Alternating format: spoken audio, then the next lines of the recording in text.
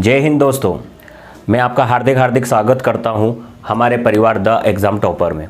कल की क्लास में हमने चर्चा करी थी संविधान एक परिचय पर, जिस पे हमने संविधान के बेसिक प्रश्नों पर चर्चा करी थी।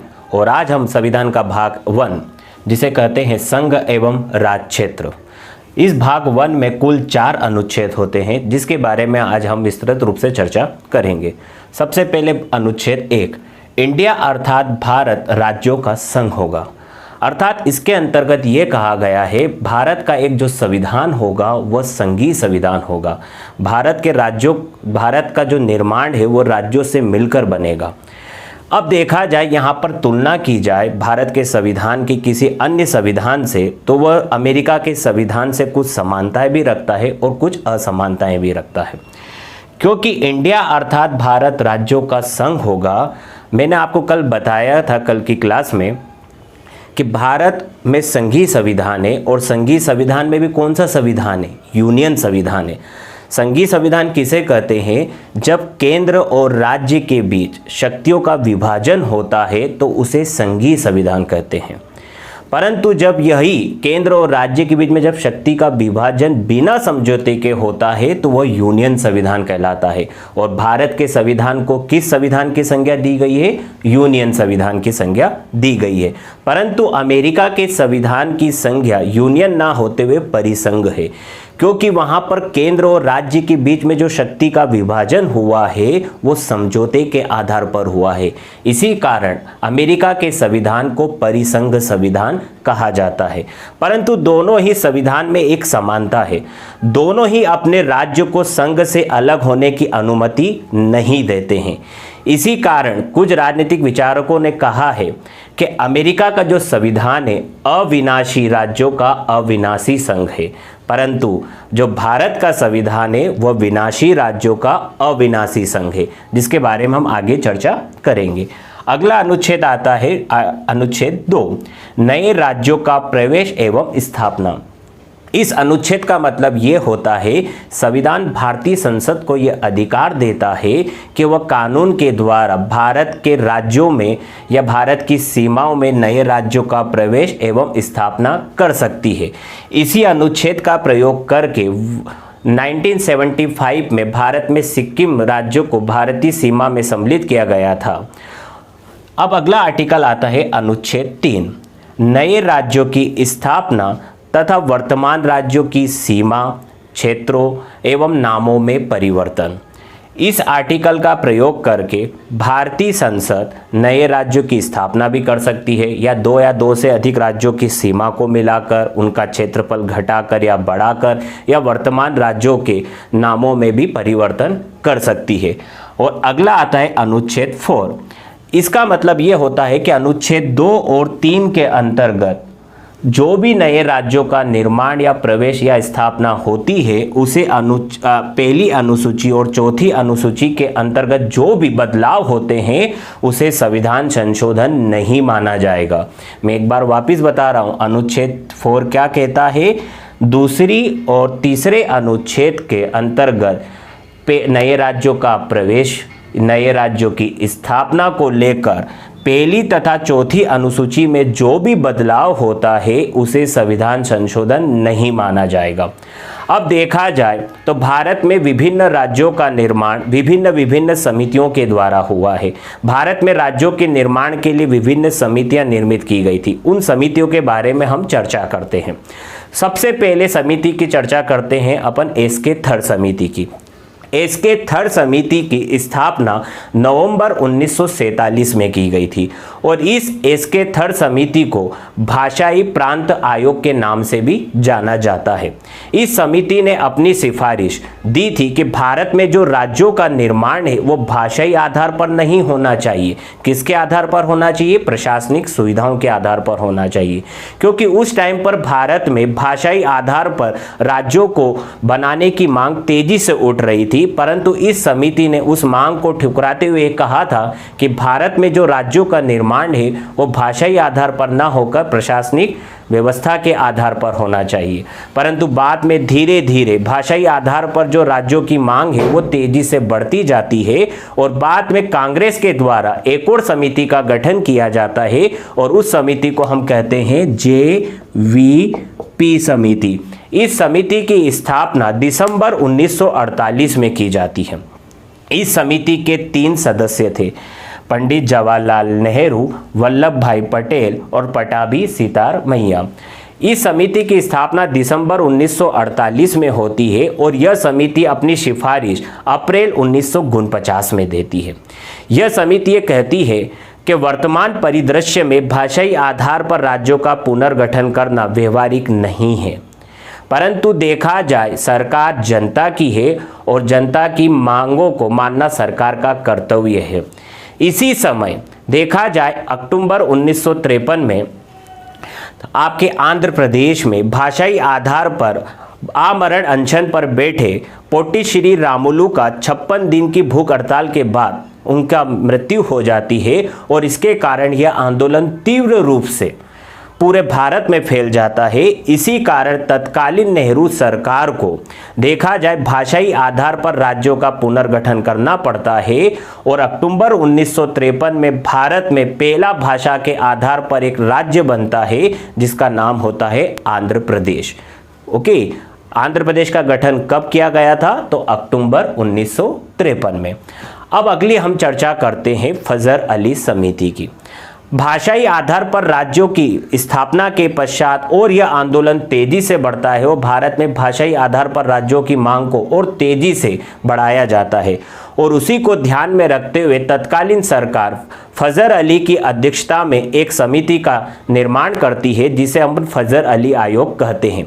इस समिति में भी 3 सदस्य थे। पहले थे फजर अली जो एक देखा जाए न्यायाधीश थे। इसके अलावा KM पणिकर और हृदयनाथ कुजरू। इस समिति का गठन दिसंबर 1953 में होता है और यह समिति अपनी रिपोर्ट 1955 में देती है। इस रिपोर्ट में जब यह रिपोर्ट आती है तो उस रिपोर्ट के अंतर्गत कहा जाता है कि भारत में भाषाई आधार पर राज्यों का निर्माण नहीं होना चाहिए। किसके आधार पर होना चाहिए? प्रशासनिक सुविधाओं के आधार पर होना चाहिए। दूसरा, भारत में राज्यों का निर्माण करते समय राष्ट्रीय सुरक्षा, वित्तीय एवं प्रशासनिक कुशलता का भी ध्यान देना चाहिए। साथ ही भारत में उस समय में देखा जाए राज्यों की 4 श्रेणियां थी जिसे क, ख, ग, घ के नाम से जाना जाता था। इन चारों श्रेणियों को समाप्त कर देना चाहिए और 2 श्रेणी के अंतर्गत राज्य रखना चाहिए। 2 श्रेणी भी कौन सी? एक साधारण राज्य और एक केंद्र शासित राज्य। साथ ही उन्होंने यह भी कहा था कि वर्तमान देखा जाए चारों श्रेणी को समाप्त करके वर्तमान में भारत में 16 राज्य तथा 3 केंद्र शासित प्रदेश बनाए जा सकते हैं। परंतु तत्कालीन सरकार ने उनकी मांगों में थोड़ा सा देखा जाए संशोधन करके उनकी मांगों की और उनकी देखा जाए सिफारिशों को स्वीकार किया और 7वां संविधान संशोधन 1956 में कर एक नया भाषाई पुनर्गठन आयोग बनाया गया या राज्य पुनर्गठन आयोग बनाया गया। उसके अंतर्गत देखा जाए जो राज्यों की 4 श्रेणियां थी क, ख, ग, घ, इन चारों को समाप्त कर दिया गया और 2 श्रेणी बनाई गई जिसको कहते हैं साधारण राज्य और संघ शासित राज्य। जिसके अंतर्गत साधारण राज्य में भारत में 14 राज्यों का निर्माण हुआ और संघ राज्य क्षेत्र में 6 केंद्र शासित प्रदेश का निर्माण होता है। अब ये 14 राज्य कौन कौन से थे उसके नाम मैं आपको क्रमशः बता रहा हूँ। पहला राज्य था जम्मू कश्मीर, दूसरा था पंजाब, तीसरा उत्तर प्रदेश, चौथा बिहार, 5वां पश्चिम बंगाल, 6ठा असम, 7वां उड़ीसा, 8वां मध्य प्रदेश, 9वां राजस्थान, 10वां बॉम्बे, 11वां मैसूर, 12वां केरल, 13वां मद्रास और 14वां आंध्र प्रदेश। ये 14 राज्य साधारण राज्य थे और 6 केंद्र शासित प्रदेश कौन कौन से थे? तो पहला दिल्ली, दूसरा हिमाचल प्रदेश, तीसरा मणिपुर, चौथा त्रिपुरा, 5वां लक्षद्वीप और 6ठा अंडमान निकोबार। परंतु देखा जाए धीरे धीरे वर्तमान समय में भारत में राज्यों की संख्या आज वर्तमान समय में 28 है और केंद्र शासित प्रदेशों की संख्या कितनी है? 7 है। अब देखा जाए 14 से 28 कैसे हुए और 6 से 7 कैसे, इसके बारे में हम धीरे धीरे चर्चा करेंगे। भारत में 15वें राज्य का निर्माण होता है 1960 में, जब बंबई प्रांत से 2 नए राज्यों का गठन किया जाता है और बंबई प्रांतों को विभाजित करके गुजरात और महाराष्ट्र का गठन किया जाता है। कब? 1960 में। फिर अगला देखा जाए राज्य बनता है आपका नागालैंड।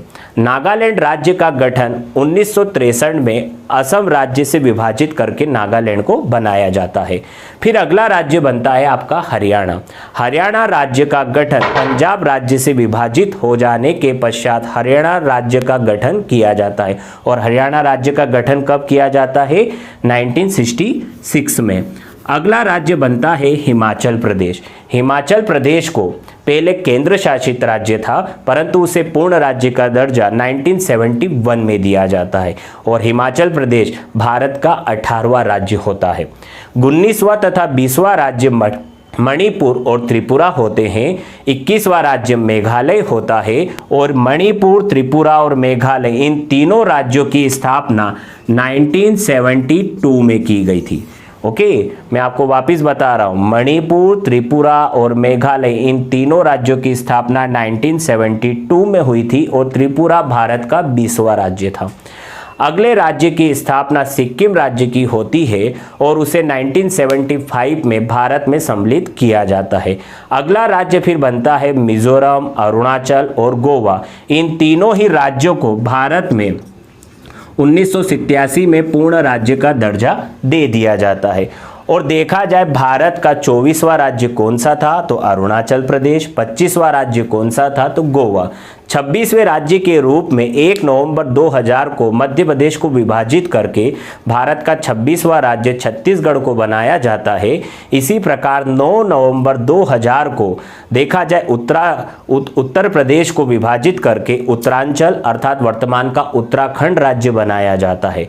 15 नवंबर 2000 को बिहार को विभाजित करके एक 28वां राज्य झारखंड को बनाया जाता है। साथ ही 2 जून 2014 को एक नई समिति के सिफारिश के आधार पर एक नए राज्य का गठन होता है जो भारत का 29वां राज्य होता है, जिसे अपन तेलंगाना के नाम से जानते हैं। तेलंगाना राज्य का गठन 2 जून 2014 को हुआ था और किस समिति की सिफारिश पर हुआ था? श्री कृष्णा समिति की सिफारिश पर। परंतु आप वर्तमान समय में समझते हैं कि मैंने आपको बताया भारत का 29वां राज्य कौन सा था? तेलंगाना था। परंतु वर्तमान समय में भारत में राज्यों की संख्या कितनी है? 28 है। परंतु अभी हाल ही में 5-6 अगस्त 2019 को धारा 370 को हटाने के पश्चात साथ ही जम्मू कश्मीर राज्य को साधारण राज्य से हटाते हुए केंद्र शासित प्रदेशों में 2 भागों में बांट दिया गया है, जम्मू कश्मीर एवं लद्दाख। तो भारत में राज्यों की संख्या घटकर 29 से कितनी हो जाती है? 28। परंतु केंद्र शासित प्रदेश आज वर्तमान समय में हमें 8 देखने को मिलते हैं और 8 केंद्र शासित प्रदेश कौन कौन से हैं उस पर हम आपको मैं बताने जा रहा हूं। पहला अपन ऊपर से चलते हैं, पूरा देखा जाए उत्तर से दक्षिण की ओर चलते हैं तो सबसे पहला आता है जम्मू कश्मीर, दूसरा आता है लद्दाख, तीसरा आता है चंडीगढ़, चौथा आता है आपका नई दिल्ली, 5वां आता है दादर नागर हवेली एवं दमन दीव। ये दोनों पहले अलग अलग केंद्र शासित प्रदेश हुआ करते थे, परंतु अभी वर्तमान 26 जनवरी 2020 को दोनों को एक केंद्र शासित प्रदेश बना दिया जाता है। अगला आता है आपका पौंडीचेरी, अगला आता है फिर लक्षद्वीप, फिर आता है आपका अंडमान निकोबार। इस प्रकार भारत में केंद्र शासित प्रदेशों की संख्या कितनी है? 8 है और वर्तमान में राज्यों की संख्या कितनी है? 28 है। अब हम विभिन्न क्षेत्रीय परिषद की बात करते हैं। भारत में 6 प्रकार की क्षेत्रीय परिषद है।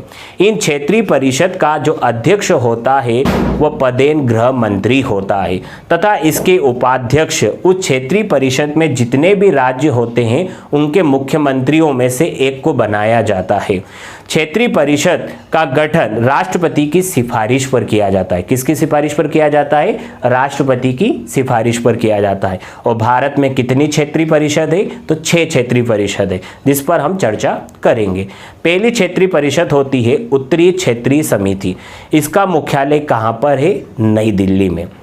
दूसरी क्षेत्रीय परिषद होती है पूर्वी क्षेत्रीय समिति, इसका मुख्यालय कहाँ पर है, कलकत्ता में है। फिर अगला आता है दक्षिणी क्षेत्रीय समिति, इसका मुख्यालय कहाँ पर है, तो चेन्नई में। अगला आता है पश्चिमी क्षेत्रीय समिति, इसका मुख्यालय कहाँ पर है, मुंबई में। अगला आता है केंद्रीय क्षेत्रीय समिति, और इसका देखा जाए मुख्यालय कहाँ पर आता है, इलाहाबाद में। और छठी समिति होती है वो होती है पूर्वोत्तर क्षेत्रीय परिषद यह समिति, इसका मुख्यालय शिलांग में है। और शिलांग किसकी राजधानी है, मेघालय की है।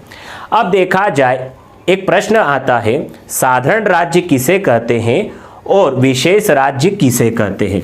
साधारण राज्य की संज्ञा किसे दी गई है और विशेष राज्य की संज्ञा किसे दी गई है। वर्ष 1967 में BN गाडविल का फार्मूला अपनाया जाता है, जिसके अंतर्गत राज्यों को विशेष राज्य का दर्जा दिया जाता है। विशेष राज्य दर्जा के लिए 5 महत्वपूर्ण बिंदुओं पर विचार दिया जाता है। पहला बिंदु कौन सा होता है, राज्य की जो भौगोलिक सीमा है वो अंतर्राष्ट्रीय हो। दूसरा क्या होता है, राज्य में जो प्राकृतिक परिवेश है वो पर्वतीय होना चाहिए और वनी होना चाहिए। तीसरा, वहाँ का जो जनसंख्या घनत्व है वो न्यूनतम होना चाहिए। चौथा, वह राज्य आर्थिक तथा बुनियादी संरचनाओं में पिछड़ा हुआ होना चाहिए। और पांचवा, देखा जाए वहाँ पर जनजाति क्षेत्रों की बहुलता होनी चाहिए। इन 5 बिंदु पर जो राज्य खरे उतरते हैं उन्हें विशेष राज्य का दर्जा दिया जाता है। वर्तमान समय में भारत में विशेष राज्य का दर्जा प्राप्त कितने राज्य हैं, 10 है। पहले 11 राज्य हुआ करते थे, परंतु अब जम्मू कश्मीर को राज्य ना होकर केंद्र शासित प्रदेश बना दिया गया है। तो वर्तमान में विशेष राज्य का दर्जा प्राप्त कितने राज्य हैं, 10 राज्य हैं। अब ये 10 राज्य कौन कौन से हैं उस पर मैं आपसे चर्चा करूंगा। पहला होता है उत्तराखंड, दूसरा होता है हिमाचल प्रदेश, तीसरा सिक्किम, फिर अरुणाचल, नागालैंड, मणिपुर, त्रिपुरा, मिजोरम, मेघालय, असम। ये 10 राज्य जो हैं जिन्हें विशेष राज्य का दर्जा दिया गया है। अब विशेष राज्य का दर्जा प्राप्त राज्यों में होता क्या है, जब केंद्र द्वारा कोई राशि सहायता में दी जाती है तो विशेष राज्य के दर्जा प्राप्त वाली राशियों में से 100% में से 90% जो हिस्सा होता है वह अनुदान का होता है, और 10% जो हिस्सा होता है वो काय का होता है, ऋण का होता है। मान के चलिए किसी केंद्र सरकार द्वारा कोई राशि दी गई है, 100 रुपये की राशि दी गई है, उसमें से 90% अर्थात 90 रुपये जो उस राज्य को होंगे वो अनुदान के रूप में होंगे जो उन्हें लौटाना नहीं है, और 10 रुपये जो होंगे वो ऋण के रूप में होंगे जो उन्हें आगामी समय में लौटाना पड़ेंगे।